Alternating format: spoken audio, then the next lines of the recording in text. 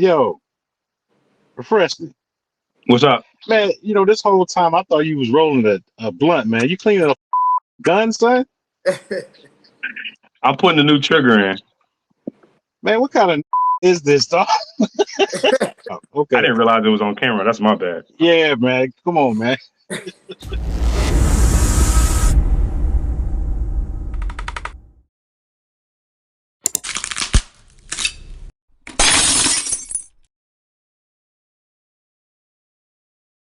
Ross, you could do better, brother. Meek Mill, you could do better, brother. I love you too much not to be honest with you. Are you the face of prison reform? Cause are you the face of prison reform? Or are you sitting here on your new song with Ross talking about getting somebody murked and shot at the red light? Which one is it, bro? Which one is it, bro? Cause I did a shoe giveaway in my city and gave out 1,300 pairs of your shoes because they said reform underneath them. And I love that you partnered with a major shoe company and you out here pushing prison reform. But now I got to sit here like, man, this man glorifying getting people killed as of a week ago. Like, what are you doing, bro? Lil Snoop really got killed. That broke your heart. You wear him around your neck. Why are you glorifying the same thing? The rap game, hip hop industry is great at cooking up some delicious poison. You could do better, Jim Jones. You could do better, Rick Raw. You could do better. I gotta see you do better. Wait, little man, whoever you is, until you feed the kids where you from for 20 years straight. Don't question Rose.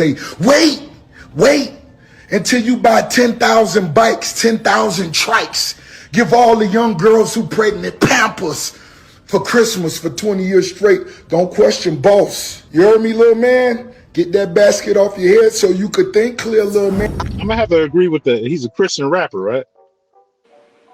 D1, yes. Yeah, he's a Christian rapper. Okay. I gotta agree with him, man. Get that big Rick Ross. Rose. Get at that. And because one thing I can't stand is somebody who always gotta let it be known about all the good deeds they have to do. Somebody who always have to film something that they're doing for someone. Someone who has to stand up in the back of a trailer so the peasants beneath them can receive turkeys and bags and Pampers and shit. I can't stand that. Expose their ass, man. One thing I can appreciate about D1 at least, that I would hope that Rick Ross take in consideration. He said he bought 1,300 pairs of shoes. So this guy did put money in your pocket. So he may have a right to be able to at least say, hey, I bought these shoes because they said this on it, and now you're doing this. It wasn't like the guy's just on the outside critiquing. He put money in his pocket first, so I think that's a little bit more admirable than just Those are Meek Mill. Those are Meek Mill shoes. Oh, with Meek Mill, and so that's what I'm saying. Like, he at least put money in their pocket and put, so I feel like he has a little more of a right to be able to critique the person than just somebody off the street. I think on the internet you can say what you want, and the other person can respond in kind if they so feel. Are we arguing the moral aspect of this, or we just arguing like what's the debate? Ain't no debate, man. D1 right, motherfucker, man. Ain't no debate. If you glorifying death in your songs, then why do those good deeds? Like, why you even got to bring it up? Thank you. Do something for the community. Say like, hey man, all that stuff I said in my rap's not cool. Change it in your music. Change it in your music. Then we might believe you. he can't. His street currency. He can. His street cred is his currency. No, if he changes up He can, though. if he changes just how ain't gonna he get raps paid and for what it. he raps about, he loses fans. He loses No, money. he gained more fans. No, Well, I ain't no. gonna say he gained more. You know He why gained- he's not gonna he gain gonna more gain. fans? Because we're gonna My call bad, I that didn't man. mean We're gonna to- call that man a I didn't- fraud. But like for to D1, what are we saying? Just if you're gonna call out Rick Ross, just go ahead and make a list of 98% of the rappers in the game and talk to them all. Which I'm not saying he shouldn't do. I'm just saying like Ask myself, when D1 is calling out Rick Ross, what are the benefits? Okay, and then I'm gonna get into what is the harm that could be had when you call something out. It makes people aware. One of the big points that I disagree with CJ on is he says we already knew this stuff. If by we he means us on this panel, then perhaps that's probably true. I don't think the general population is looking at, especially the youth, as T pointed out, is looking at it like this guy's got prison reform on his shoes, but he's still talking about things that get a lot of young black men and people in general in prison. I don't think the young people are thinking that way. Because here's the thing, I make a practice of separating the man from the music or the artist from the music, because I recognize it as what it is. It's entertainment. I'm not gonna see Triple H on the street and assume that he'll personality like he is in the ring. It's entertainment. What if you invested in that entertainer? Would it be okay to publicly hold them accountable? Because I did a shoe giveaway in my city and gave out 1,300 pairs of your shoes because they said reform underneath them. And I loved it. You partnered with a major shoe company and you out here pushing prison reform. But now I got to sit here like, man, this man glorifying getting people killed as of a week ago. Like, what are you doing, bro? This is very common. People that are doing business investments, that do crowdfunding. The more you donate, the more you're able to have a say so and give a critique in. You know, same that goes for things such as like Dr. Umar Johnson with his FDMG school, right? He has people give different tiered amounts of money to his school, and he talks about in his video how if you didn't give any money, he don't care what you say at all. But those who did give, he does let them give some feedback, and if you gave a lot of money to his cause, then he's more likely to let you see behind the red tape. You see what I'm saying? Number one, I'm transparent with my donors. I'm transparent. Now I'm being told that the actual donors will ask certain things. Sir, that's they a lie. said that is you not will true. sometimes block them and all this type of stuff. That is not true. Those are not donors. Those are haters. My donors have direct access to me. I talk to them. I know who they are. Most of them are repeat donors. My donors range everywhere from black professionals. I have lawyers. I have engineers. I have business owners, all the way down to the retired great-grandma who's sending me $10 a month because she want to see this plan come to fruition. Haters don't donate. Donors don't hate. So my accountability is only to those who donate. I want to be very clear about that. It's only to those who donate. So people who ask random questions, they'll never get answers because you don't support this. Now, and that's a very common business practice. People who are putting money in have a say so. That's how our moms told us growing up. Our moms told us that growing up. You don't pay no bills around here. You know what I'm saying? And that's a real business principle. So when somebody invests money into something, they do have more of a say so in the capitalism typically than those who didn't invest any money in. Corrupting and damaging his minds is a business. We agree. Correct. So let's talk about getting more exposure to the who's causing these issues. And that would tighten up on the investors and the people that's running the shit behind the scenes. Say, hey, man, fall back on this, man. We're getting too many of this. We're getting too many of that. It's getting hot around here. When motherfuckers' pockets get hurt because of all this exposure from all these conscious rappers, backpack rappers, and calling these motherfuckers out, then the money start getting affected, and then the artists will change. Kanye learned that. Preach. Kanye learned what? He learned to shut up. I was a victim of that growing up, man, with Snoop Dogg. You know what I'm saying? No, you were a victim of your household not telling you that that's not real. That's not the way to go. I grew up listening to the same music you did. Huh? How you know that's a fact that you just said just now? Because you said you were a victim of someone you never met before in your life. I'm talking about, you said my household. How you know that's a fact?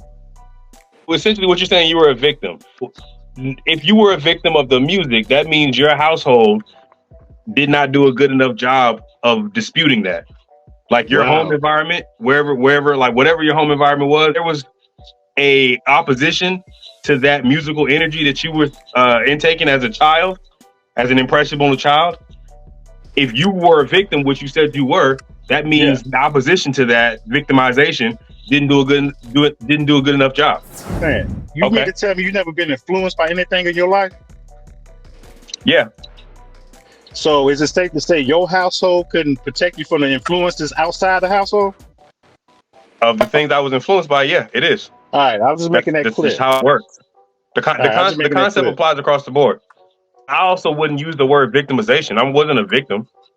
I made a choice. Man, but you said it's a failure of the parents. I didn't say it's the failure of the parents. I said there's some accountability there. But to some extent, there is a victimization there. Let's say that China does not want. Let's say that China says we don't want hip hop music in our country, right? Yep. But then somebody makes sure they can't stop from coming. It's coming anyway, and they see a difference in the youth. They can say our youth is being victimized because if they don't want it in there and it's getting in there anyway, maybe because let's say Russia or America or somebody wants it to go there anyway, some multi-trillionaire is saying, I need those people to stop buying the music and want to listen to hip hop. They can say it's victimizing our community, right? I'm a businessman. You're talking to somebody who is offering a product. Rick Ross has not flooded the streets with music that nobody could turn off. He said, hey, here's this product that I have. You could buy it if you want. And people say, you know what? I like what you got going on. Let me purchase it. That's consumer shit, bro. That's economics. He's supplying a demand. I mean, the businessman point only to me makes sense if you're saying he's only doing it because that's what they want. Himself. And yeah, I am saying that what he raps about is not his real life. How is it not his real life? What do you mean? How is it not his real life? You think Rick Ross is still selling drugs? You don't have to be selling drugs. Like for instance, if I want y'all to start worshiping an idol, right? I want y'all to start worshiping. There's people that's gonna be doing the idol worship, right? Playing the music, so you'll do it. The music, the theme music is just as important. It's not just the person who's selling the drugs.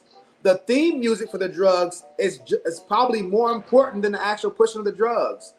Just like you go to a church, they play music to go to the altar. You see what I'm saying? I 100% agree with you. That's what I've been saying this whole time. So I'm just saying he is living it. Him doing the music part is maybe the most important part. Just like the best part of waking up is Folgers in your cup. That jingle stays in my mind. I don't even drink coffee. Theme music. I don't drink coffee, right? But the theme music is still in my head. So the guy who made the music is just as important to people buying more coffee, if not more so, than the guy at Starbucks that's making your coffee. But I'm saying, you're saying he's not living it. Making the music is living it. He's saying by him providing the soundtrack, he's just as complicit with the person producing. Not just complicit. He's actually living it. That's a part of living it. That's part of it. It's like in a war. Not everybody has a gun. There's some guy with the flag. He don't have a gun in his hand. He's just as much of a soldier. He's on the team. He's on the same team. Yeah, right. He got a different role. Has a part to play. Somebody has to be the musician. Somebody has to be the one moving the drugs. Somebody has to supply the drugs. Everybody out of drugs. Everybody has a different role to play in the movement of. Logos. You all due respect, man. You reaching right now, man. I get it. Yeah, you reaching, bro. He ain't living this shit, man. Go ahead and cook. There you go. I will say this. I am using a non-standard definition of living it. But the reason is because he's just as potent in the movement, if not more, than the person actually pushing it. We should include that into living it. I think we should, because in old school war movies, there was people that was beating the drum. They were just as much part of the war as the person that was shooting the shots. Yeah. We don't look at them as soldiers because they don't have a gun. You know what I'm saying? I get that part. So when you say I'm reaching, I get how the drummer guy would be looked at as the reach as far as a soldier. Right. But there's a reason why they gave him that position. There's people that are smarter than us that understand how war goes and say, we need that drummer to be there to do this for us to win this war. There's a reason behind that we may not be as aware of, but that theme music is essential to the movement. That's what my point is. I get the fact that the way I'm saying it is not typical. I get it. And it's like, that seems like a reach. I get that part, but I'm saying maybe we should start including that as a part of living it, because it's more than just actually distributing the drugs. That's a part of that interaction and part of that culture. My point is, if we're going to remove the influence that he has by removing his money, then we also are impacting the positive influence that he has. Whatever donations he's donating, whatever power he has in prison reform, that I don't know how many poor people are really moving a needle in prison reform. Kim Kardashian, but like really money makes the world go round. That's a concept that applies here. So again, not saying, like, you're essentially saying, one, you said black people spend the least on music. So as soon as he stopped rapping about ignorant shit and white people stop supporting him, then he loses money. And then he gains more black fans, but he don't gain any more money because we don't support music, is what I heard earlier. Well, who's going to support that? Where's the money coming from? Joe Budden did it, man. Don't do that. It's all kind of avenues in life. Joe Budden is not making nowhere near as much money now or ever that Joe Budden don't have a seat at nobody's table talking about prison reform. Joe Budden is a mouth with a mic. But Meek Mill is the face to the culture of prison reform. Meek Mill does not get a seat at that table without the money he's bringing in from rap.